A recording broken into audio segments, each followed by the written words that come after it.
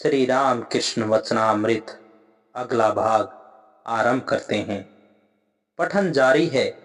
अब ईश्वर दर्शन की बात आई, पर फूल अब देवी चौधरानी हो गई है। वैशाख शुक्ला सप्तमी तिथि है। देवी छप्पर वाली नाव पर बैठी हुई दीवा के साथ बातचीत कर रही हैं। चंद्रोदय हो गया है। नाव का लंगर छोड़ दिया गया है। गंगा के वक्ष पर नाव स्थिर भाव से खड़ी है। नाव की छत पर देवी और उसकी दोनों सहेलियां बैठी हुई हैं। ईश्वर प्रत्यक्ष होते हैं या नहीं, यही बात हो रही है।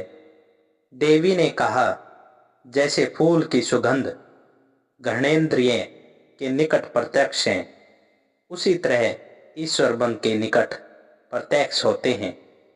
श्री राम कृष्ण, जिस मन के निकट प्रत्यक्ष होते हैं वह यह मन नहीं, वह शुद्ध मन है। तब यह मन नहीं रहता, विषयाशक्ति के जरा भी रहने पर नहीं होता। मन जब शुद्ध होता है तब चाहे उसे शुद्ध मन कह लो, चाहे शुद्ध आत्मा। मास्टर, मन के निकट सहज ही वे प्रत्यक्ष नहीं होते, यह बात कुछ आगे है।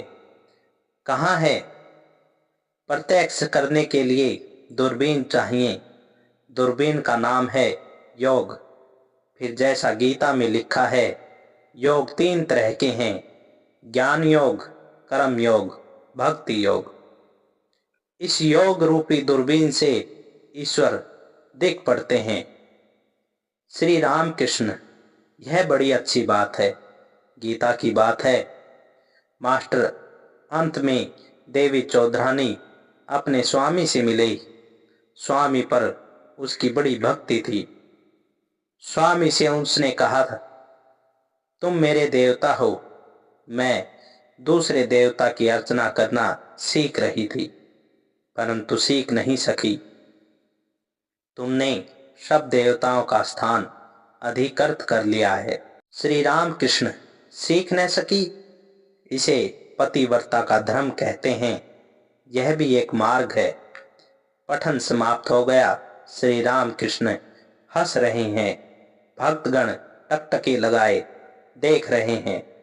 कुछ सुनने के आग्रह से श्री राम कृष्ण हंसकर केदार तथा भक्तों से कहते हैं, यह एक प्रकार से बुरा नहीं, इसे पतिव्रता धर्म कहते हैं। प्रतिमा में ईश्वर की पूजा तो होती है, फिर जीते जागते आदमी में क्यों नहीं होगी? आदमी के रूप में वे ही लीला कर रहे हैं। कैसी अवस्था बीत चुकी है। हर गौरी के भाव में कितने ही दिनों तक रहा था, फिर कितने ही दिन श्री राधा कृष्ण भाव में बीते थे।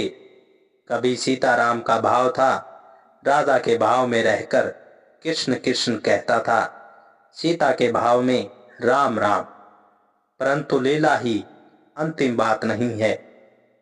इन सब भाव को बाद मैंने कहा, माँ, मन सब में विच्छेद है, जिसमें विच्छेद नहीं है ऐसी अवस्था कर दो।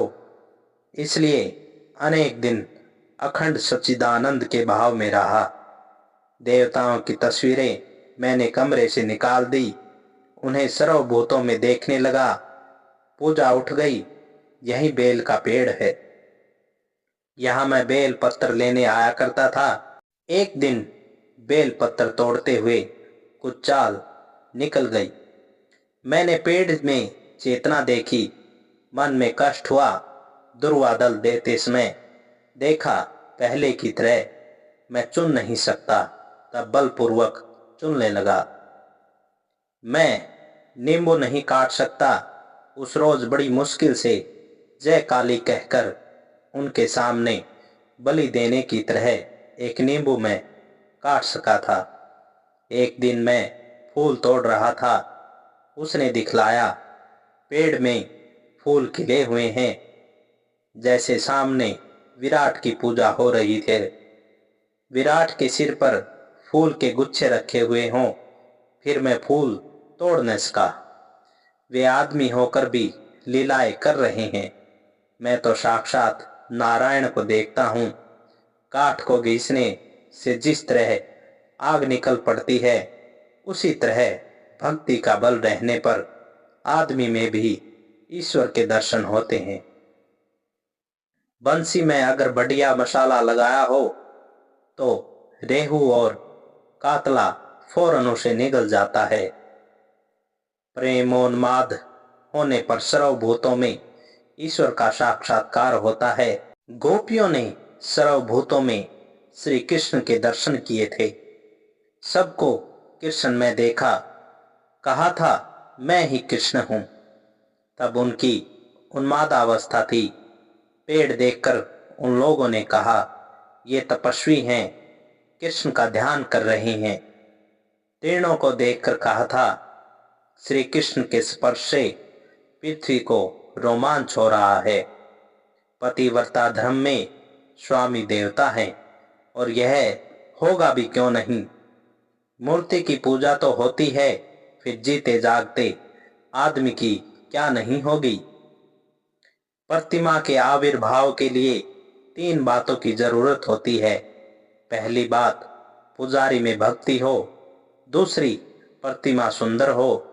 तीसरी, गृह स्वामी स्वयं भक्त हो। वैष्णव चरण में कहा था, अंत में नरलीला में ही मन लीन हो जाता है, परंतु एक बात है, उन्हें बिना देखे इस तरह लीला दर्शन नहीं होता। साक्षात्कार का लक्षण जानते हो? देखने वाले का स्वभाव बालक जैसा हो जाता है। बाल स्वभाव क्यों होता है? इसलिए कि ईश्वर स्वयं बाल स्वभाव है। अतएव जिसे उनके दर्शन होते हैं वह भी उसी स्वभाव का हो जाता है। यह दर्शन होना ही चाहिए। अब उनके दर्शन भी कैसे हों? तीव्र वैराग्य होना चाहिए। ऐसा चाहिए कि कहें, क्या तुम जगत पिता हो तो मैं क्या संसार से अलग हूं? मुझ पर तुम दया न करोगे। जो जिसकी चिंता करता है उसे उसी की सत्ता मिलती है। शिव की पूजा करने पर शिव की सत्ता मिलती है। श्री रामचंद्र जी का एक भक्त था। वह दिन रात हनुमान जी की चिंता किया करता। वह सोचता था, मैं हनुमान हो गया हूं। अंत में उसे दृढ़ विश्वास हो गया कि उसके जरा सी पूंछ भी निकल गई है। शिव के अंश से ज्ञान होता है, विष्णु के अंश से भक्ति। जिनमें शिव का अंश है उनका स्वभाव ज्ञानियों जैसा है। जिसमें विष्णु का अंश है उन भक्तों जैसा स्वभाव है। मास्टर चैतन्य देव के लिए तो आपने कहा था, उनमें ज्ञान और भक्ति दोनों थे। श्री राम कृष्ण कहते हैं, उनकी और बात है, वे ईश्वर के अवतार थे। उनमें और जीवों में बड़ा अंतर है। उन्हें ऐसा वैराग्य था कि सार्वभौम ने जब जीभ पर चीनी डाल दी तब चीनी हवा में फर फर करके उड़ गई, भीगी तक नहीं। वे सदा ही समाधि मग्न रहे हैं। कितने बड़े काम काजी थे वे, जीवों के साथ उनकी तुलना कैसे हो। सिंह 12 वर्ष में एक बार रमण करता है परंतु मांस खाता है। चिड़िया दाने चबाती है परंतु दिन रात रमण करती है। उसी तरह अवतार और जीव हैं। जीव काम का त्याग तो करते हैं परंतु कुछ दिन बाद कभी भोग न कर लेते हैं। संभाल नहीं सकते, लज्जा क्यों। जो पार हो जाता है वह आदमी को कीड़े के बराबर देखता है। लज्जा, घृणा और भय, ये 3 न रहने चाहिए। यह सब पाश है, अष्ट पाश है न। जो नित्य सिद्ध है उसे संसार का क्या डर। बंदे घरों का खेल है, पासे फेंकने से कुछ और न पड़ जाए, यह डर उसे फिर नहीं रहता। जो नित्य सिद्ध है वह चाहे तो संसार में भी रह सकता है। कोई कोई 2 तलवारें भी चला सकते हैं। वे ऐसे खिलाड़ी हैं कि कंकड़ फेंक कर मारो तो तलवार में लगकर अलग हो जाता है। भक्त महाराज किस अवस्था में ईश्वर के दर्शन होते हैं। श्री राम कृष्ण, बिना सब तरफ से मन को समेटे ईश्वर के दर्शन थोड़े ही होते हैं। भागवत में सुखदेव की बातें हैं।